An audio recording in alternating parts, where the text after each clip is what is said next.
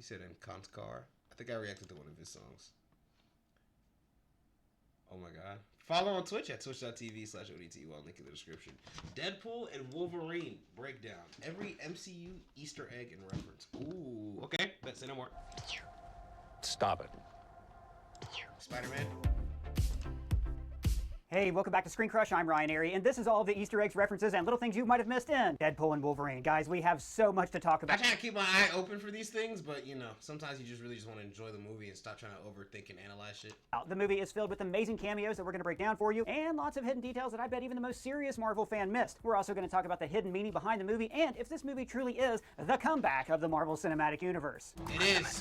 Guys, it is so much fun breaking down Marvel for you guys again, and I want to thank you for supporting us over the years and for supporting our merch store. We have a blast designing X-Men and Deadpool parody merch for you like this There's No Living with the Killing shirt, inspired by one of the best movie scenes of all time, and this new Wanda RPG shirt. But I'll give you more I still haven't even watched that Logan movie, details on some new designs later in the video, but for now, let's break this baby down. Right away, we see Deadpool added into the Marvel Studios intro. Not only that, but Wade immediately begins to break the fourth wall by singing the intro music over the credits. Yes, Doug, that's exactly what Wade did. Also, notice how the red behind the Marvel Studios logo is the same fabric as Deadpool's suit. And a little later when we see this, also notice how the red behind the Marvel Studios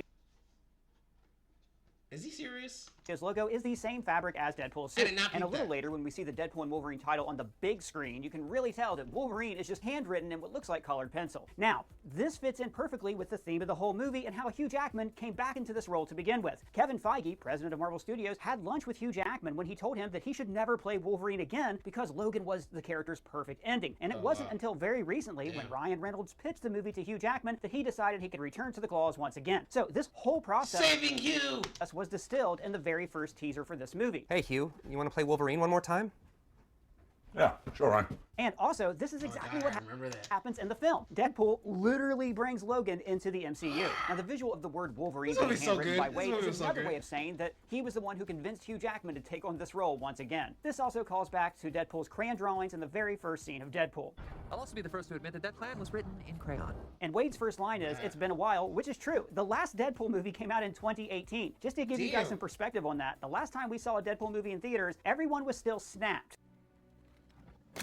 Wow. He also mentions that since then, Disney has bought Fox. Yeah, what's all that stuff even mean? I don't follow all that junk. That's a very good So did anyone in Deadpool's universe get snapped away?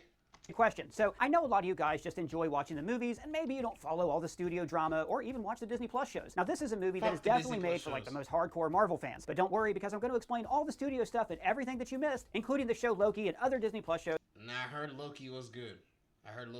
That you need to know. And by the way, we also have a recap up on the channel right now that explains everything and tells you everything you need to know about the TVA, Deadpool, and Wolverine.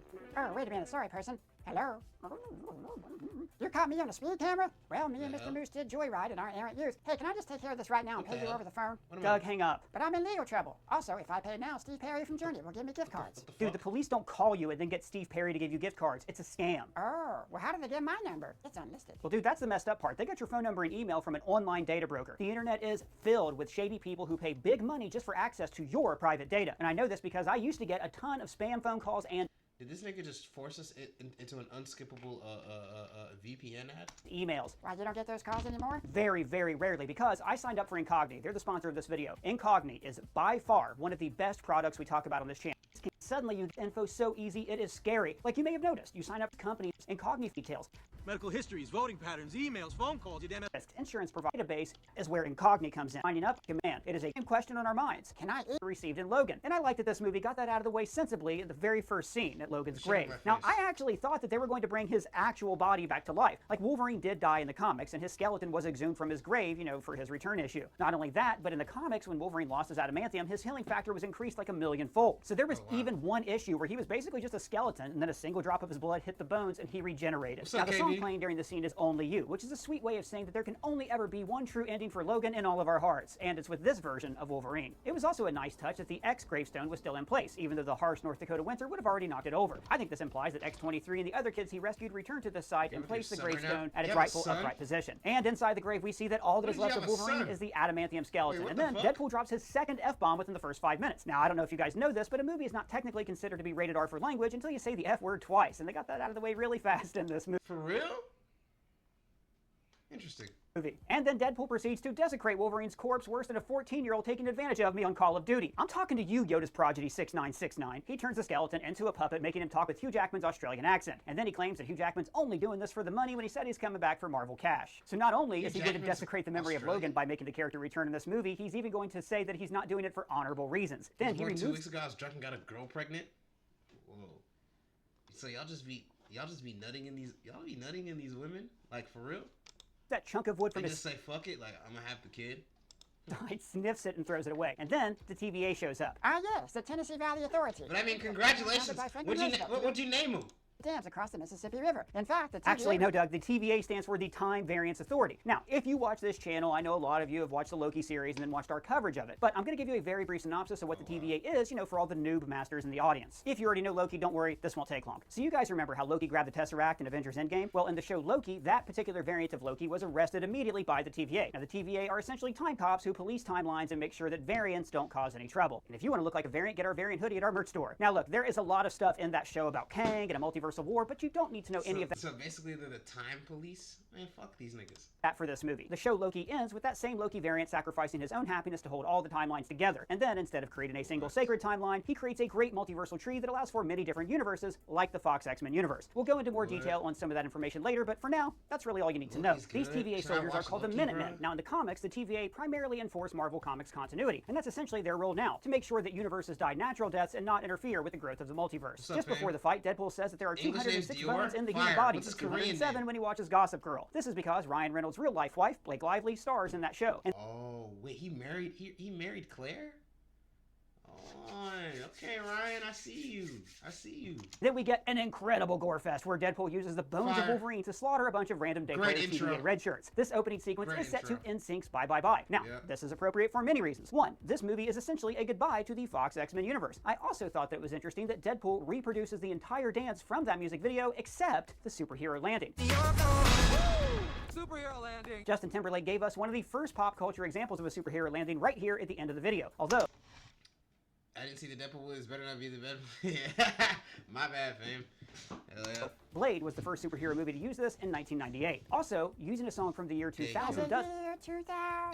Yes, using this song establishes that this movie is going to be steeped in 2000s era nostalgia. The movie brings back several stars from 2000s Marvel movies. At the beginning of the fight, is it like a new level of life for you now? Like, you actually have something like your main priority is taking care of that child? Says maximum effort. This is also what he said before his opening fight in the very first Deadpool movie, and it implies that most of the time when he's fighting, he's just screwing around. Some of my favorite highlights for this fight were Deadpool using femurs as nunchucks, and then him using Wolverine's claws tied to his own wrists. Oddly enough, though, that was actually the original conception for Wolverine's claws, that they would be something that he wore. We actually covered that little tidbit and more in our definitive history of Wolverine video, which is a beast of a vid that took a really long time to make, and we love it, and it's up on the channel right now. So Wolverine shit coming out of his wrists? Oh, hell no. I wanted to let you guys know that we designed a ton of new Deadpool and Wolverine parody merch for sale now on our merch store. Launching today, we have There's No Living with the Killing, we have a Sure by Comic or Tell Wanda, and we have a 15 action sequence and then rewinds to show us how we got here. In this case, we see the aftermath of Deadpool messing with time at the end of Deadpool 2. During the post-credit scene of that movie, Deadpool hops around to various universes, basically committing crimes of fan service.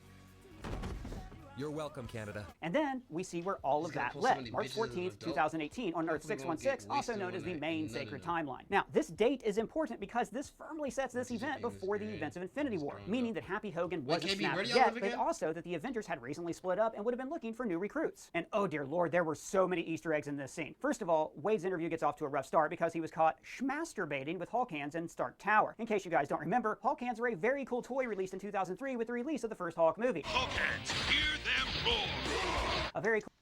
I'm not gonna lie, when you grow up, you're like, I spent my money on Hulk hands, but then at the same time, it's just like, I spent my money on some Hulk hands. I was ready to smash some shit. What the fuck? Cool toy that I can never look at the same way again. Notice that Wade is still wearing Cable's time travel device on his wrist, which is similar to the time travel GPS that Tony Stark invented, which actually was, in hindsight, a multiversal gateway, like how Wade hopped around to different universes at the end of Deadpool 2. Behind Happy Hogan, we see the vintage Captain America trading cards from the first Avengers movie. These are also part of the Marvel Masterwork series painted by the great artist Joe Jusko. And I love that Happy Hogan is such a nerd that he has surrounded himself with all these Avengers collectibles. Deadpool questions his right to even interview a potential superhero candidate when he points out that Happy was just Tony Stark's limo driver, which in the comics was true. Like in the early days, Happy was primarily Tony's driver. But the movies obviously expanded this role to make Happy into the head of security for Stark Industries and for the Avengers, as seen in the delightful What If episode, What If Happy Hogan Saved Christmas? Yeah, I didn't see that one. Few people did see it because they chose to release the episodes once a day during the holidays. Not a great plan. As for where this interview is taking place, I think this would have been after Tony sold Avengers Tower and Spider-Man Homecoming, so my guess is that Wade is at the Avengers HQ in upstate New York. Now, this whole story where Wade is trying to be a hero comes straight from the comics. Wade is always trying to live up to the label of a hero, while most often reverting back into becoming a ruthless killer. Around the office, we also see the Mark II Iron Man helmet. I felt that one though. The same one that Terrence Howard eyeballed here. Next time, baby. What's good, little bro? Your favorite viewers in Congo. You'll never be big bro. What's up? You were the chosen one! So this is a very subtle Easter egg. Here we see the photo of Tony and Peter Parker. So this is the photo that Tony looked at in Avengers Endgame, where Peter was holding his award upside down. And this inspired him to invert the Mobius strip. I never had no time Power travel. Rangers, man. Bro, what was y'all's favorite toy, though? Strip, inverted. I'm not gonna But lie, bro. technically, I Marvel- had this bootleg, weak-ass DVD from, like, Ross or DD's Discount. I don't even remember what it was. But it came with a stuffed bear. And then he was the star. He was like the protagonist in like the movie, and I was like, okay, cool. So I was just rocking with that stuffed bear. But I had some what did I have, bro?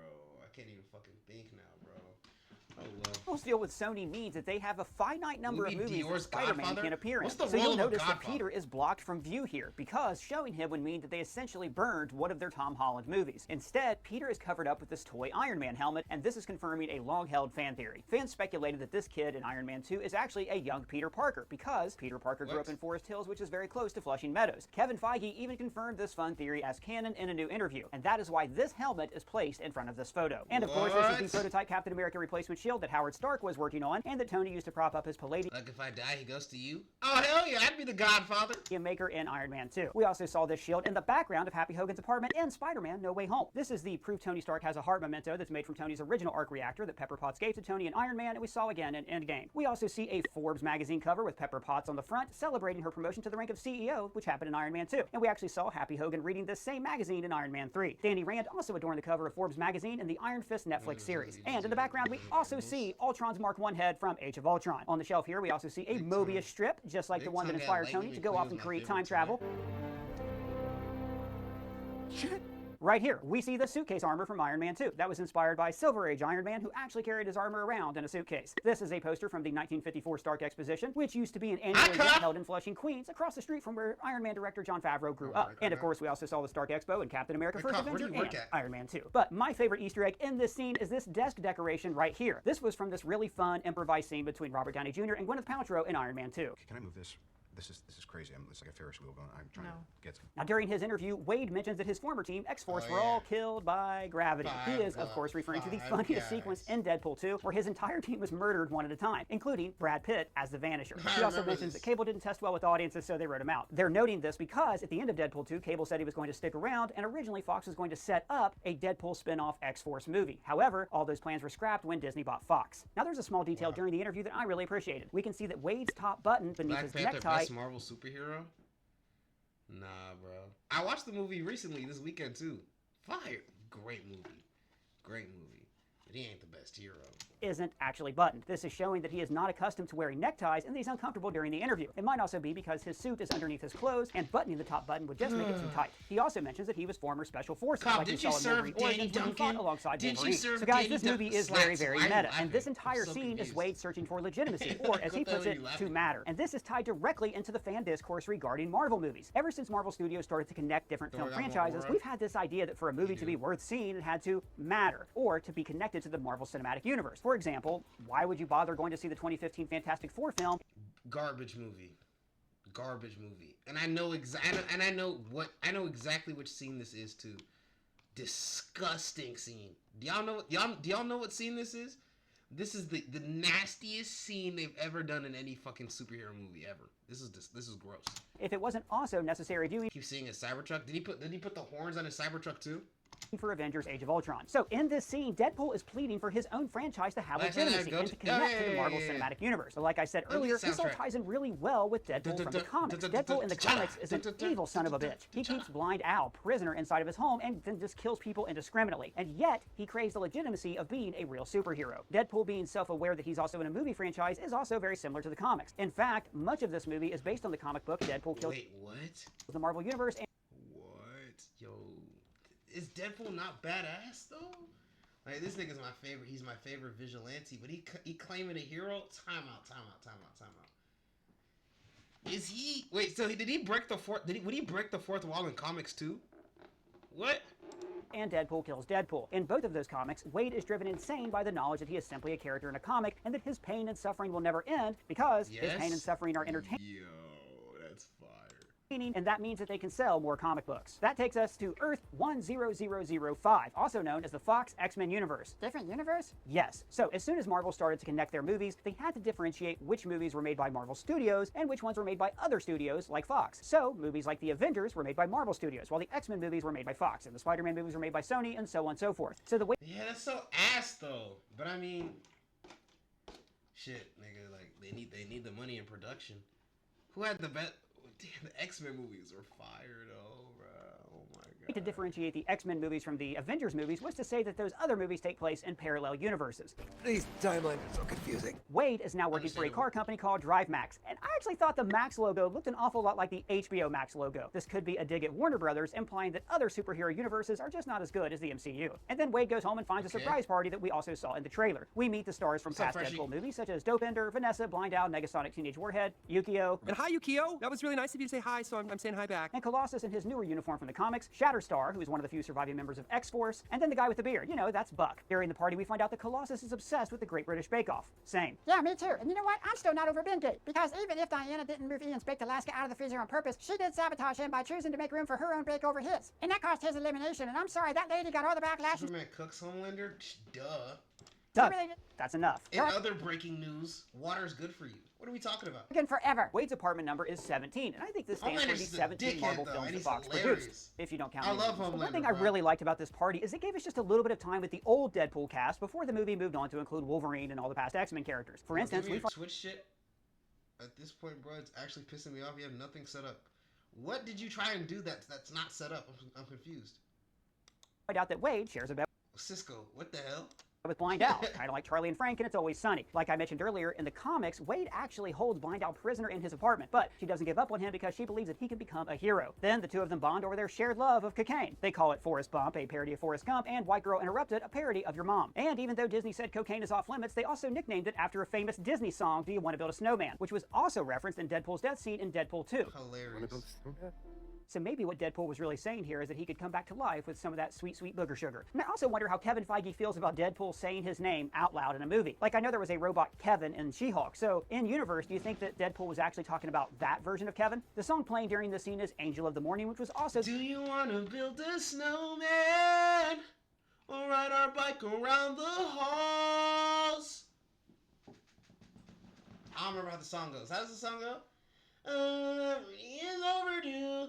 I started talking to the pictures on the wall. It gets a little lonely. But now I wish you would tell me why. Do you wanna build a snowman? It doesn't have to be a snowman.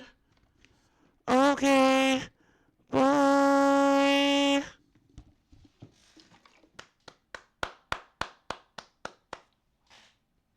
Do you like Shrek? I mean, sure. The opening title sequence song in Deadpool 1.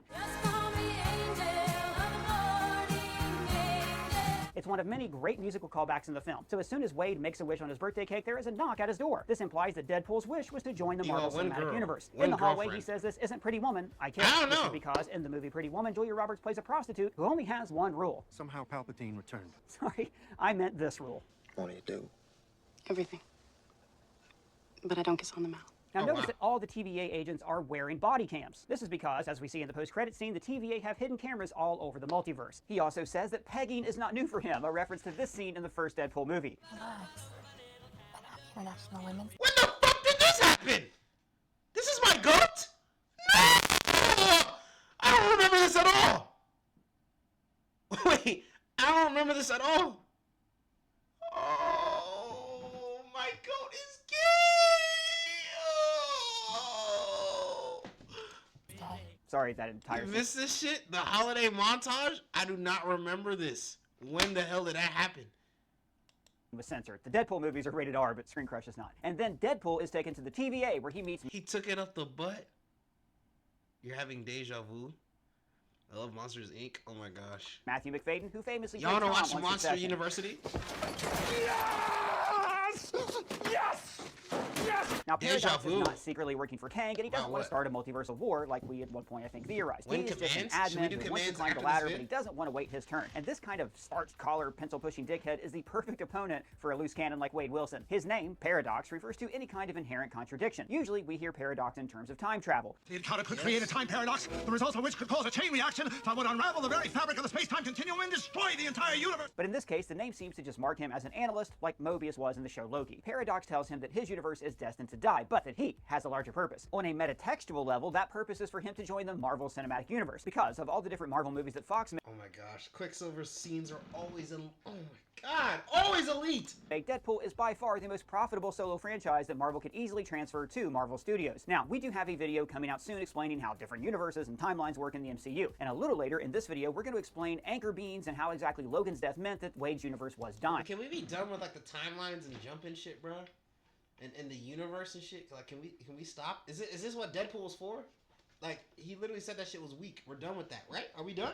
And in this scene, Wade does tease the indiscriminate use of variants and Who is she? gratuitous cameos that we're going to see later in the movie. And then he says, "Suck it, Fox, I'm going to Disneyland," which, if you're not a sports nerd, you might not know is a reference to this. I'm going to Disneyland. The new TVA set is built like the bridge of an Imperial Star Destroyer, with the officers above and the worker bees in the trench. It's a subtle way of showing that Paradox is on a power trip. And then he shows Wade scenes from a ton of MCU movies. Him fighting Loki in the Avengers, breaking through the doors in First Avenger, saluting Bucky in First Avenger, the airport fight from Civil War, and him confronting Bucky at the end of Winter Soldier. Then we see these group shots from Endgame, Age of Ultron, and the airport fight once again. And on the far right, this looks like a laser version of Cap's shield, like the force field shoe that he briefly used in the comics. And finally, when What's up with y'all on TTS? You niggas only want TTS so y'all can say some bullshit on stream. Paradox says, "You could finally matter," we see the Avengers assembling as the Avengers theme plays. And here we also see 3 scenes from Endgame: Thor suiting up against Thanos, the Snap, and T'Challa joining the battle. And then he sees Thor crying over his corpse, which was actually just a scene of Thor crying over Loki in Thor the Dark World, but they superimposed a dying Deadpool. The initials on his katanas are B, R, S, and D, which stand for the names of the Golden Girls, Blanche, Rose, Sophia, and Dorothy. In the comics and the movies, Deadpool is a massive fan of B. Arthur, and the Deadpool Corps even named their spaceship after her. And then we get the gear up montage, where, look at this, guys. For the first time, Deadpool has a comic-accurate belt buckle. Plus, his katanas are now adamantium, so at least it'll be a fair fight later on. Paradox tells the story that Logan was actually the anchor point of his universe, and this has a lot of meanings. So the movie defines an anchor point as the most important being in the universe, and in the comics, these people are called Nexus beings. Wanda Maximoff, for example, is considered to be a Nexus being in the comic books. Think of them like as the axis of a wheel that the entire universe rotates around. And in the show Loki, a Nexus being was defined as a person who caused a timeline to diverge off its normal path. But because Deadpool Bro, they live for this shit, bro. is such a meta commentary on superhero movies, an anchor being Nigga like me just enjoying the movie going, ooh, ah, ooh, during a plot twist, ooh, you know what I'm saying?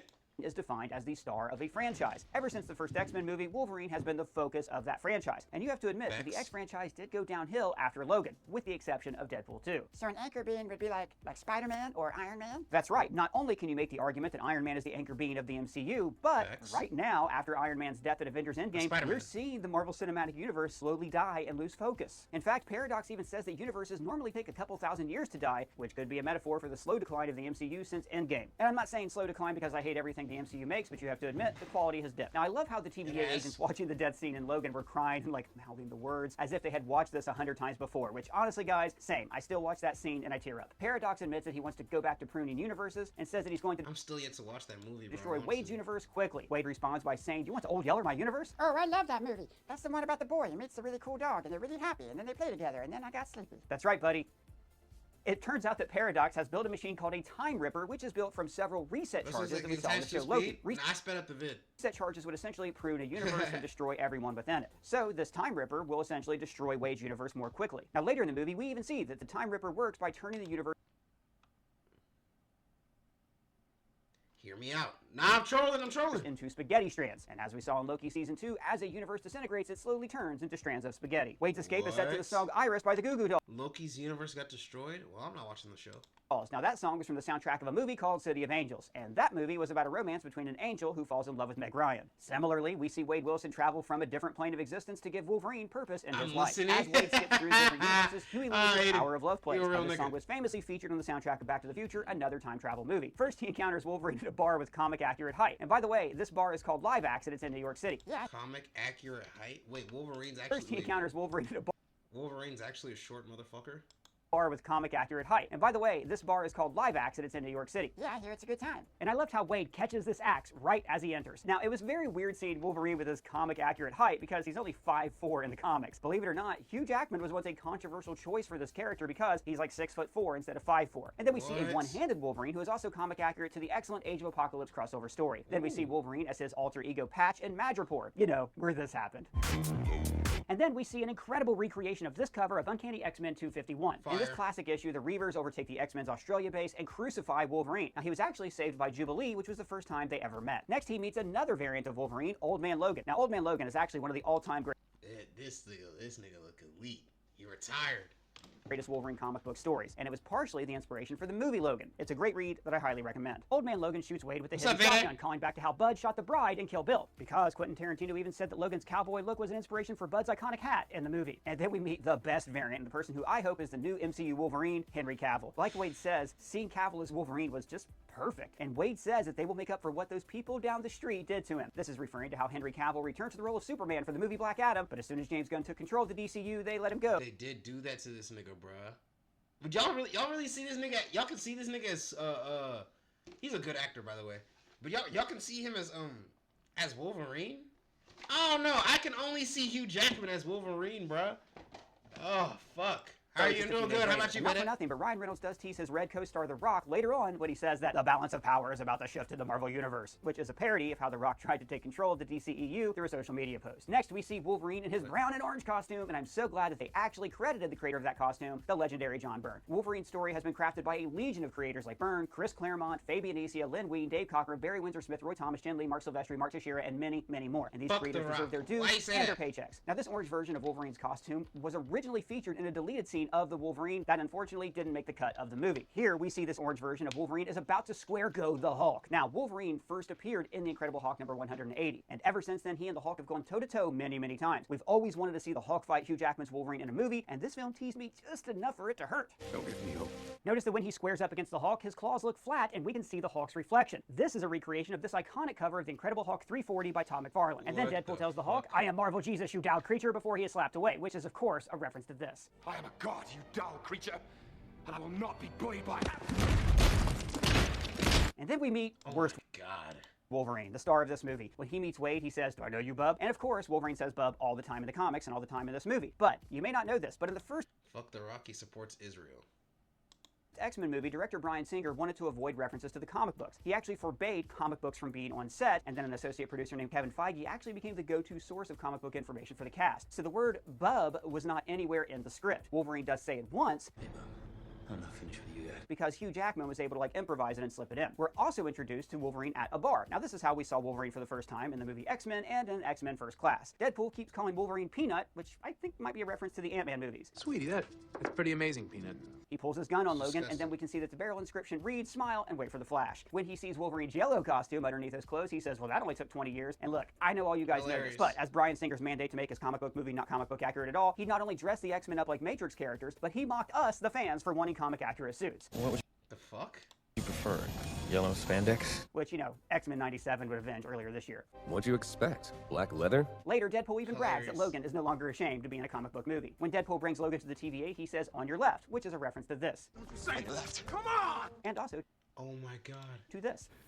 On your left. And Oh my god, I didn't even peep that. I didn't even peep that.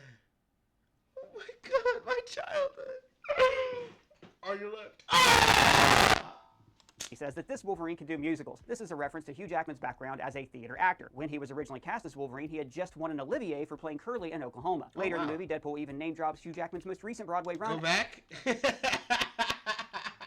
I didn't even peep. I didn't Logan even is no longer peek, ashamed bro. to be in a comic book movie. When Deadpool brings Logan to the TVA, he says, Oh on your my left, which is a God. reference to this. Say left. Come on! And also to this. On your left. And he says that this Wolverine can do music. That touched my soul. I'm gonna be real. Look in the core chat. I will. Hold on. This is a reference to Hugh Jackman's background as a theater actor. When he was originally cast as Wolverine, he had just won an Olivier for playing Curly in Oklahoma. Later in the movie, Deadpool even name drops Hugh Jackman's most recent Broadway run as Harold Hill in The Music Man. Deadpool even acknowledges that Hugh Jackman is joining the MCU at a bit of a low point, which is true. Marvel movies have lost cultural and financial significance in the past couple years, mostly due to the brand being watered down by mediocre Disney Plus shows. Then Paradox uses a pruning rod to send them to the Void. Now, we did see the Void in Season 1, Episode 5 of Loki. This is where the TVA sends anyone or anything that doesn't fit within their view of the correct flow of time. Deadpool even references that same episode of Loki in the movie. Now, the giant cloud dog that eats these artifacts is called Eliath, and he was weaponized by Kang the Conqueror following the Multiversal War. But like I said, you guys really don't need to know any of all... And is this who... This is who Dr. Doom is supposed to be? Wait. that backstory for this movie. When they land in the Void, Deadpool says, "Don't just stand there, you ape. Give me a hand up." And this might be a deep cut reference to the Jetsons. Don't just stand there, you big ape. Get him out of there. When Deadpool lands in the Void, he is next to this issue of the comic book Secret Wars. So this is from the 2015 run where Dr. Doom reset reality on a single planet that he ruled as a god. This is very similar to what Cassandra Nova does in this movie. It even makes me wonder if Avengers Secret Wars is even going to be comic book accurate, because this film kind of already did Secret Wars, with variants from several realities fighting one another. Deadpool points out that the Void looks a lot like Mad Max, but that would be IP infringement, because Mad Max is owned by Warner Brothers. Shh, you wanna get sued? Now, the Void is filled with Easter eggs that were pruned from other realities. For instance, in the foreground here, we see the classic winged helmet that Thor wears in the comics. This could have been from the same reality as old Loki, who wore a comic-accurate suit that we saw in episode 5 of season 1 of Loki. So Doom ruled the whole fucking universe? They literally just couldn't stop him? Jesus. Then again, we saw teenage Thor wear this comic-accurate helmet in Thor: Love and Thunder. So the helmet could be from the Thor variant that Kid Loki murdered in the show Loki. Not gonna lie, he can keep that helmet, bro. I don't want that shit. We also see the classic Captain America shield. Here is the Chitauri Leviathan ship, and later we see this Ferris wheel, which is from a set piece in Fantastic Four: Rise of the Silver Surfer. There's also a shield carrier right here, and we also saw one of those in the first Deadpool movie. We also see the top of the Harbor Center, the most recognizable building in Vancouver, where Ryan Reynolds is from. Deadpool and Wolverine fight in front of a giant 20th Century Fox logo, which was obviously pruned after Disney bought Fox. Put on the ears, boy. This is appropriate because Paradox essentially is a representation of a Disney executive who wants to do away with the Fox universe as quickly as possible and use the spare parts to augment the MCU. So their first fight is set to Hell's Bells by AC/DC. And I thought this was interesting because the MCU actually began with an AC/DC song. What's up, Slims? Oh, I love Led Zeppelin! And in the same way, you can say that this movie represents mutants beginning a new phase of the MCU, the Mutant Saga. So these two invincible guys slashing Because he's using someone else for his power? How is he using someone else for his... What? each other for a while before Cassandra's forces show up. Notice how they are using remnants of past Fox and other Marvel movies. We see the Fantastic Car, and in a similar dystopian setting in Old Man Logan, the Hulk's kids also joyride in old Fantastic Cars. There's also Red Skull's car from First Avenger, but because it's a variant, it's painted with flames on the side. And the flames look a lot like the ones on this Hyundai that Luis drove in Ant-Man and the Wasp. And of course, there's the Cupcake Truck from Moon Knight. Now, all of these cars receive some sort of Mad Max-like modification using spare parts they found in the wasteland. And to me, these also look like Hydra vehicles from First Avenger. And guys, how awesome was it seeing Chris Evans return to the MCU, but as that jerk-faced Human Torch from the 2005 and 7 Fantastic Four film. Do you wanna help me with the zipper? Evans is also dressed like an older variant of Cap from the comic book Earth X when he wore a tattered cloak. And Wade can't help but admire his perfect superhero landing just like he did in Deadpool 1. Superhero landing! Yeah, that's really hard on your knees. He faces off against Aaron Stanford's Pyro. Now, Pyro is one of the best characters from the Bryan Singer movies. What's your real name, John? Oh, shit. Pyro. He was a mutant student at Xavier's school in X2, but then joined Magneto's force. Mutant student. Fire. Oh, my God. I want to watch. I don't know. There's so many movies I want to watch, bro. But how you doing? I'm doing great, bro. Where you from? The Last Stand. In fact, there's a lot of references to The Last Stand that we're going to talk about later on. So Pyro's power is to control fire, so the Human Torch was not much of a match for him. And then we get the return of Tyler Mane as Sabretooth. So Deadpool calls him Logan's brother, which is from the X-Men Origins Wolverine film. And in that same film, Ryan Reynolds made his first appearance as Deadpool, where he fought alongside Sabretooth and Wolverine. My God, you ever shut up? They made him like a... They made Deadpool look like a bitch here, though. Pal, no.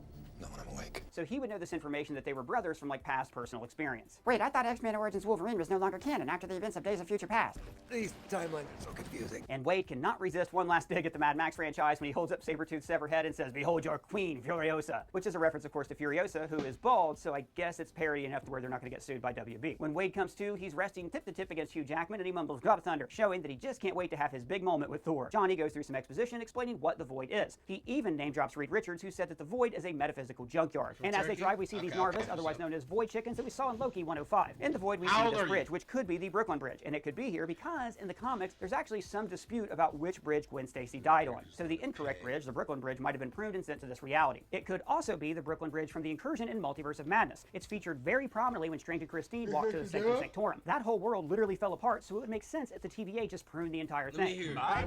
We also see pyramids. So this could be a callback to a younger version of Kang the Conqueror named Rama Tut. We saw Rama Tut in the post-credit scene of Ant-Man and the Wasp: Quantumania. If the TVA is policing Kang variants, then it would make sense that they would prune artifacts that are also related to dangerous Kangs. But since they're also pruning artifacts from the Fox X-Men movies, this can also be the Pyramid of Apocalypse that we saw in X-Men: Age of Apocalypse. When they approach Cassandra's fortress, Wade says, Paul Rudd finally aged. A reference to how Ant-Man actor Paul Rudd seems eternally timeless, which is probably how humans must appear to our dogs and cats. I grow older, and yet he stays eternal, never changing. My person. Now notice how Giant Man is reaching for something. So when Colton Ogburn and I broke down the most recent Deadpool and Wolverine trailer, he had a great theory. You guys know Colton. He's the guy who's trapped eternally in our television, but he doesn't know, so please don't tell him. Okay, so hear me out. In Ant-Man and the Wasp: Quantumania, we see a Giant Man reaching for the power core, and then he gets spaghettified. He gets too close to that energy, and he gets noodled, just like we saw happen to Victor Timely when he got too close to that kind of energy, and just like we saw in Deadpool and Wolverine when Cassandra Nova is messing with the Time Ripper. We see the noodles. So theoretically, if these noodles mean that you are getting wiped from time, where would you end up? The void. So I think that this Giant Man that we see laying in the void with his arms stretched out like this is the same Giant Man from Quantumania that was reaching for that power core and got noodled and sent to the void. Wow. That is a really fun theory. And then we get cameos galore. We see Azazel, who was Sebastian Shaw's teleporter in X-Men First Class, and he joined Magneto at the end of that movie, but he was absent from the rest of this. This nigga was. Oh my god, I remember this scene.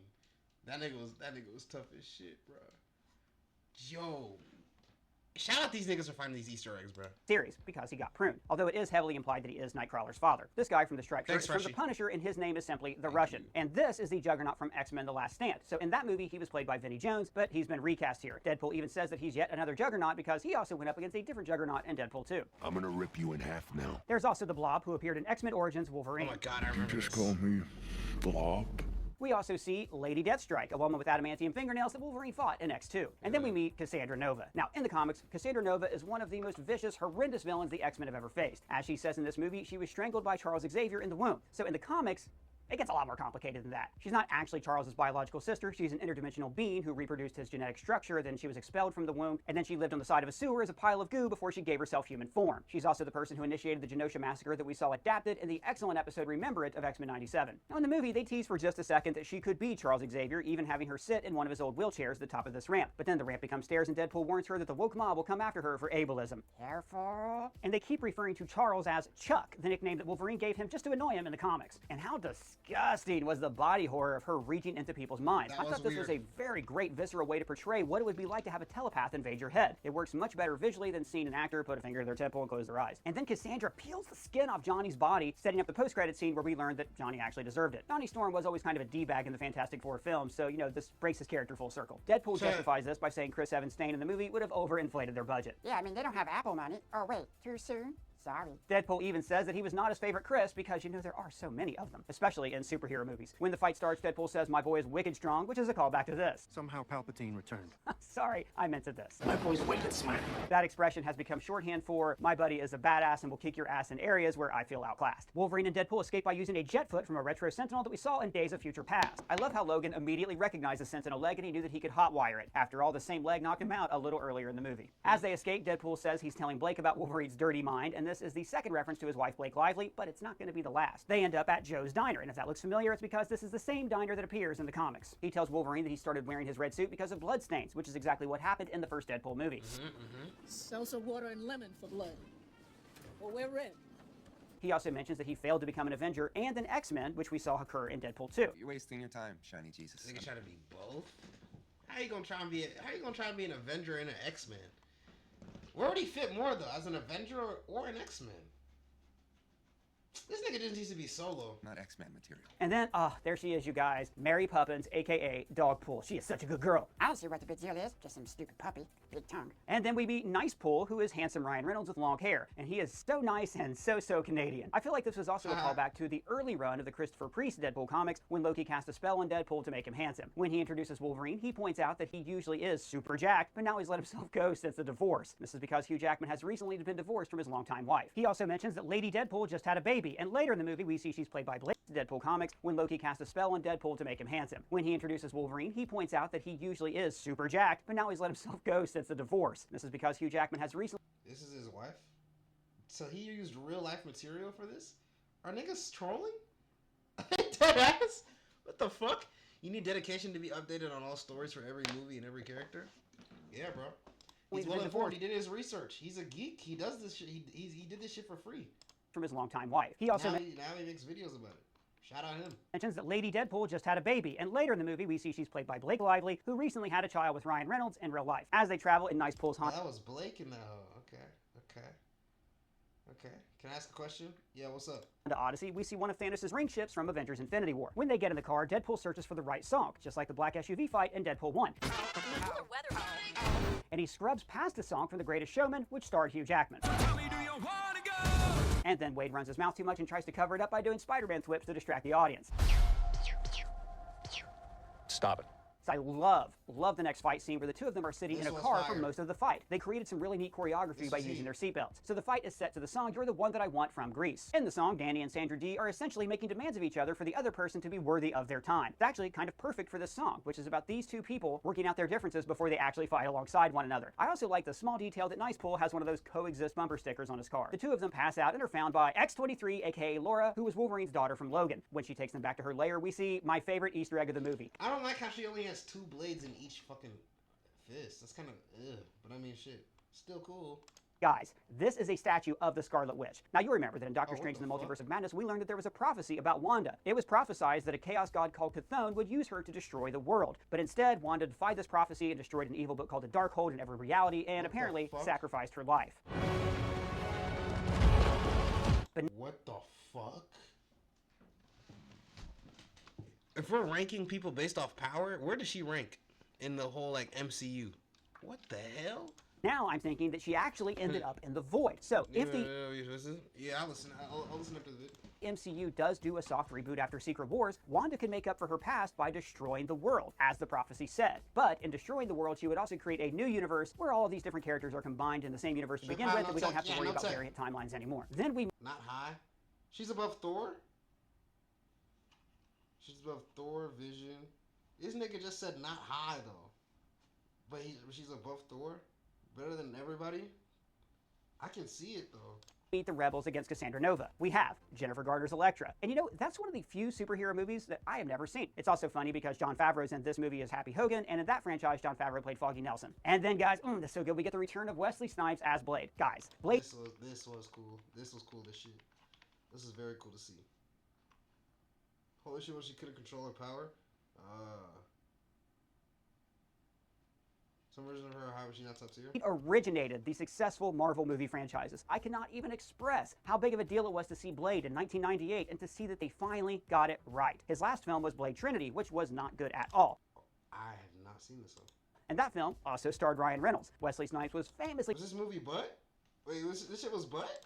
Difficult to work with on that movie, often retreating into his trailer for hours on end and communicating with the director by passing notes. And Deadpool alludes to this troubled past when he says that Wesley Snipes never liked him. And then we get what is by far the greatest cameo of the movie, Channing Tatum as Gambit. Oh, Channing Tatum played Gambit? No, Taylor Kitsch played Gambit briefly in Origins Wolverine, but Channing Tatum really wanted to play the character. He loves Gambit and was trying to develop a Gambit movie with Fox for years. And knowing that, now you get all the jokes where Deadpool tells him that maybe nobody ever really wanted him to be in the movie or play this role. At one point, Deadpool even calls him Sling Blade, a reference to the Louisiana set Billy Bob Thornton movie. I kinda want something other to eat. He calls Gambit the superhero version of Hawkeye because Hawkeye isn't really a superhero, no powers. And then he says that his power is only close-up magic, which is wrong. That power belongs to Jimmy Woo. James E. Woo, FBI. And then he accuses him of taking dialect lessons from these guys. They also named... No, it actually was kind of annoying trying to figure out, like trying to understand this nigga during the movie. I had no idea what the fuck he was saying. It was kind of pissing me off. And there were no captions. Y'all know how I love my subtitles. I didn't know what this nigga was saying. What? Huh? Drop Magneto and his helmet that would stop Cassandra's powers. Of course, Magneto invented this helmet to stop Xavier from probing his mind. And then Deadpool blames Disney for being cheap and says some profane things about Pinocchio. They also mentioned that the Punisher used to be in the Void, and Wade references, well, which one? There have been 4 of them, which is true. There was Dolph Lundgren, Thomas Jane, the late great Ray Winstone, and now John Barenthal. They also mentioned Quicksilver and Daredevil are dead. Now, I've been trying to get the Punisher up there for a minute, bro. I have not seen any of the Punisher shows or movies. In the X-Men movies, Quicksilver was way overpowered. And if had he been in this movie, it wouldn't have been very good because he could have just solved everybody's problems. But the Daredevil that they're referencing is actually Ben Affleck's version. When Wade offers condolences, Jennifer Gardner says, "Ew, that nigga has, I mean, shit. I guess it was like a prototype, like a Batman form, I guess." It's fine, because those co-stars were married and divorced in real life. When Deadpool rallies the troops, he says, "You can avenge your universes." And guys, that's anchor beam talk. If we can't protect the Earth, you can be damn well sure we'll avenge it. And then Blade says what he really wants is legacy, maybe in reference to how Blade Trinity was by far the worst in the series. Later in the movie, he also says that there will never be another Blade, which really felt like a tongue-in-cheek reference to all the pre-production problems Marvel has had getting Mahershala Ali's version of the character off the ground. Notice that Laura has an X belt buckle, which implies that maybe she and the other orphans restarted some kind of X team. And later we see the worst Wolverine also has this same symbol on his belt. It's a nice way to show their inherent connection. Cassandra's forces are flying an Avengers flag, which is repainted with an anarchy symbol. I also want to flag here that a telepath living inside of a giant skull is pretty funny. That's clean as shit, though. First fight of the movie was with a skeleton, and one of the last fights is inside of a skeleton. Now, this is appropriate since the movie is about the deaths of universes, but Wade is also out to prove that his universe should survive because it has metaphorical strong bones, unlike the Human Torch. During the fight, we get to see Elektra fight Toad, and Gambit fights with his signature playing cards and staff, and then Blade fights Azazel, who, you know, out of all these characters looks the most like a vampire, so I guess that fits. Elektra is excited that they're all finally going to get a proper ending because... Who is she? Because, you know, all of these franchises fizzled out and kind of went nowhere. There's also a lot of fun callbacks in this fight, like when Blade repeats one of his all-time greatest lines. Some motherfuckers are always trying to ice skate uphill. And we also see Laura wearing the same sunglasses that she stole in the movie Logan, which is a very sweet gesture because it means that she hung on to these because they remind her of her dad. I also like seeing Toad's tongue used against him as a weapon. All right, and so you know that onto these because they remind her of her dad. I also like seeing This is a ridiculous, absurd freeze frame. Like, dude, do niggas not understand how crazy this looks? Are you kidding me? Toad's tongue used against him as a weapon. All right, and so you know that Juggernaut's entire deal is that he could never be stopped. And I love that X-23 found a really vicious way to stop him by severing his Achilles tendons. One could even say that it was his Achilles' weakness. Blade uses the same batarang that he used in his first film at the Blood Dance Club, and Cassandra's forces have guns that charge up like Hydra weapons from First Avenger. And all around, guys, I love Gambit in this fight. Channing Tatum is definitely auditioning to keep playing this part in new X-Men movies. Then Cassandra Nova enters Wolverine's head from inside Ant-Man's head and delivers our prophesized flashback. The prophecy. We see this vision of Wolverine alongside these tall tombstones. Now, this visual was actually lifted from the original Days of Future Past comic book. I also thought it was interesting that he is surrounded by a field of wheat. In Moon Knight, we saw a similar field representing the afterlife. And in Deadpool/Logan's universe, it was genetically modified corn syrup that ended up killing off the mutant race. It is possible that gluten did the same thing in other universes, which would actually be a funny callback to this line from Deadpool. I was rounding up all the gluten in the world and launching into space where it can't not hurt us ever again. Wolverine says that he started by killing the bad guys and he didn't stop there. So I think this means he went on to kill the heroes in this universe, which if they were Fox movies would have been the Fantastic Four and Daredevil. And he kept doing this until every human hated and distrusted all mutants, but especially the X-Men. Now this is similar to one of the comics that inspired this movie, Old Man Logan. In that comic book, Logan is haunted by his past, where he inadvertently killed the X-Men because he was fooled by one of Mysterio's illusions. So in the distant future, Logan lives in a wasteland ruled by supervillains and then decides to go off and kill them one at a time. And in another comic that inspired this movie, Deadpool Kills the Marvel Universe, Wade kills every hero, villain, civilian, and the creators of the Marvel Universe itself. When Wade and Logan are holding Cassandra Nova, it reminded me of how Thanos was pinned down in Infinity War. And just like in Infinity War, they completely botched the situation. In this scene, Deadpool refers to Wolverine as Mr. PG-13, except the last one. And that's true. Logan was the first and only R-rated Wolverine movie. But I think this was kind of a special dig because Deadpool was the first R-rated X-Men movie, and you can make the argument that James Mangold and Hugh Jackman rode the coattails that Ryan Reynolds pioneered. Meanwhile, Pyro is similar to the villain Cypher from the Matrix movies. In both films, the character lives in an alternate reality, and they're secretly working with an unknown force that controls that alternate reality and agree to betray their leaders. After a few shots to her gut, they reach a stalemate with Cassandra, and she agrees to use a sling ring that she stole off a Doctor Strange variant that she murdered. Now, it is interesting that sling rings, which we've seen multiple times in the MCU, also have the ability to teleport people to the Void, because, as we saw in Multiverse of Madness, Doctor Strange cannot travel to different universes. So the Void is more like a nexus point between all realities. It's the center of that wheel I was talking about earlier. So that means that anybody could reach the Void with a sling ring. Again, this could feature very heavily in Avengers Secret Wars. Avengers Secret Wars. Jeez, bro. So wait, Doomsday. So wait, wait, hold on, bro. So is Secret Wars coming after Doomsday? Afterwards, she has 3 stripes of blood on her chin, which look like Wolverine's claws. I think this is a subtle way for Wolverine to look at her and see that the two of them both seeking vengeance makes them too much alike, and this is part of the reason he chooses a better path. Cassandra then tells us her new master plan to destroy every universe except the Void. Again, this is a lot like Dr. Doom in the 2015 Secret Wars comic book. I actually feel like they can't do that story now because it's already been done here. So, if you guys have any theories about what'll happen in Avengers Secret Wars, let me know down in the comments below. And then we see Hunter B-15 from the show Loki. So Hunter B-15 had a great arc in that series. She started off as a sycophant for the Timekeepers. Secret Wars gonna be the Age of Ultron of this phase? Ooh. And then later she realizes the Timekeepers had taken advantage of her by erasing her memories. I look happy. So in Loki Season 2, she is one of the strongest advocates for not erasing the universe from existence, which is why she comes down so hard on Paradox later in the movie. Logan and Wolverine land in a store called Rob Liefeld's Just Feet, a dig at the Deadpool co-creator who was bad at drawing feet and just about everything else. Outside, Laura gives Wolverine a pep talk. Now, I know some of you are wondering if this is Laura from the actual movie Logan or a variant of Laura, but we're going to save all of that kind of stuff for our theory videos that are going to be coming out in the next few days. When Wolverine explains why he now wears the yellow spandex, he says that Scott and Jean and Beast wanted him to wear the uniform. So this version of Wolverine was more of a loner than the version from the X-Men films, and his isolation ended up getting his team killed. Guys, this was a great way to bring the yellow suit into this universe. The Hugh Jackman Wolverine that we've seen in past movies would never willingly agree to wear this ridiculous yellow costume, but the character's so badass that he made it work, and I totally believe that he would wear this costume out of guilt, like it's a kind What? Why wouldn't you wear this shit? Nigga, you're a superhero. Of penance or contrition that he has to do to atone for his past sins. As the team travels to Cassandra's fortress, they pass the ruins of Asgard and the Guardians of the Galaxy ship, the Benatar. When they arrive, they square up against all of these generic mutants from Magneto's team in X-Men 3 The Last Stand. And gang, not for nothing, X-Men 3 did give us our first giant superhero melee battle. And then the Deadpool Corps show up, and in the comics, the Deadpool Corps was a multiversal group of Deadpools. This little nigga look fire, bro. Oh, fuck.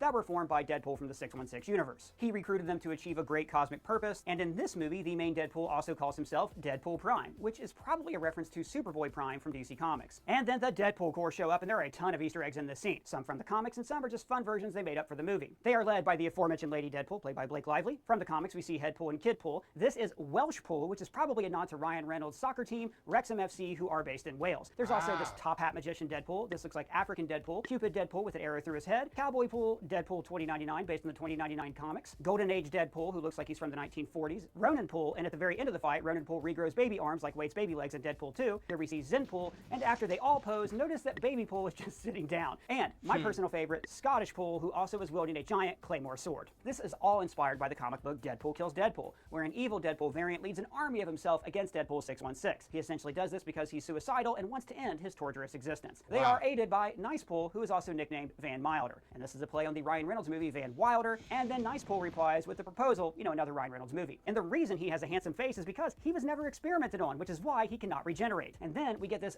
badass single-shot Deadpool melee. Now during this fight, we see a tribute to Stan Lee on an ad for Stan Lee steamers, but the most touching tribute in the scene is this one to Raymond Chan at the very end. Chan was a supervising art director on many Marvel movies, including this one, and he died earlier this year. There's even a dedication to him in the credits. He was responsible for the look of many films that became the bedrock of the Marvel Cinematic Universe. And during this fight, I really respect that Deadpool recognized that the multiverse saga was a huge mess and that Marvel should just take the L and move on. And then Nice Pool says that, well, he's loved everything after Endgame, which, Liar! Wade also claims that The Wizard of Oz did the multiverse first, which is not true. It's a Wonderful Life was the first multiverse movie. And then he says, I am not a medicine woman, which I think is a tongue-in-cheek reference to Dr. Quinn, Medicine Woman. And Screen Crush, you have to admit that this was like the most exciting Marvel melee since Avengers Endgame. How amazing was it when we finally got to see a comic-accurate Wolverine mask on screen? Deadpool even mentions how it's better than Batman's mask because at least he can turn his head. And this is making fun of the original Batman suit. Are you serious? Worn by Michael Keaton, where essentially he was in a frozen rubber condom for the entire film. Also notice how Dogpool just randomly runs back and forth. Hey! No, over there! Hey! That shit ass, nigga.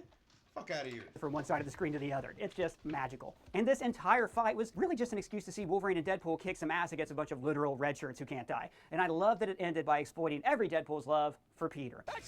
This entire fight was the equivalent of Brian falling in the spaceship in the life of Brian, and I loved it. Now the Time Ripper runs on antimatter, just like the multiversal loom that we saw in the second season of Loki. This sets up Deadpool for a heroic death, fulfilling what he said earlier in the film. I am Marvel Jesus. So Wade closes himself behind a glass door and makes a reference to the death of Spock. Spock said he was on the way 45 minutes ago. Oh, so he'll really be there in like five more minutes. In the Wrath of Khan. But then when all You know how plug minutes work, bro. is lost, Wolverine also emerges to sacrifice his life as Madonna's Like a Prayer plays. So this music video is filled with Christian imagery, so it's appropriate for a scene where two heroes of the Fox X-Men universe spread out their arms like a crucifix pose to literally kill themselves to save their franchise. This is also like a reverse Samson, who pushed down two pillars to bring down the Philistines' temple on their heads. Except here, Wade is pulling the pillars inwards to hold the universe together. But of course, these are superheroes and not even Logan can stay dead. I also thought it was nice that they gave Hugh Jackman one last chance to show off how freaking ripped he is. Then Hunter B-15 shows them a miracle that their timeline has been restored. And I think this is because now they are both stars of this franchise. And this franchise has crossover potential with the Sacred Timeline, aka the 616, aka the Marvel Cinematic Universe. Hunter B-15 also confirms that they cannot change Logan's past, because doing this would change the man he is, which would then change all he has accomplished. So this is confirming the time travel rules that the Hulk established in Avengers Endgame. Think about it. If you travel to the past, that past becomes your future, and your former present becomes the past, which can't now be changed by your new future. And then Logan and Wade eat shawarma, which, as they reference, is a callback to the post-credit scene of The Avengers. Wade even acknowledges that the Avengers kind of made shawarma because after the movie was released, the food had a massive spike in popularity. At first, Hugh Jackman's Wolverine says that we probably won't see him again, but remember, not wanting to be a joiner is actually what ruined his universe, so he decides to stay with Wade and his friends. We even get a family dinner ending like most multiverse saga shows and movies as of late. Wow, yeah, you know, there are a lot of family dinner endings. Yeah, you'd think Wade would have at least acknowledged that the Fast and the Furious have already done this. And I'll be honest, guys, I got a little misty-eyed during the credits. Like, I grew up with those Fox X-Men movies. For better or worse, those were some of the first actual good Marvel movies that we ever had. A lot of very talented people worked so hard to make those films, and I am so grateful for the work of those filmmakers and the people who made this movie. I had so much fun watching Deadpool and Wolverine. This movie raised a lot of questions, and I think that, you know, we're going to get a lot of answers at San Diego Comic-Con. So please subscribe here at Screen Crush, where we're going to be breaking down all things Deadpool and Wolverine for a very long time. Big shout out to the team who edited this massive beast of an Easter egg video. I cannot do it without you guys, and I have the best job in the world. So what did you guys think of the movie? Let me know your thoughts down in the comments below or at me on Twitter. And if it's your first time here, please subscribe and smash that bell for alerts. For Screen Crush, I'm Ryan Airy. Bye, Ryan! Bye, Dougie! Bye, Dougie! Bye, Dougie. Are y'all putting y'all's dogs in clothes? Like, at all? I'm not doing none of that shit.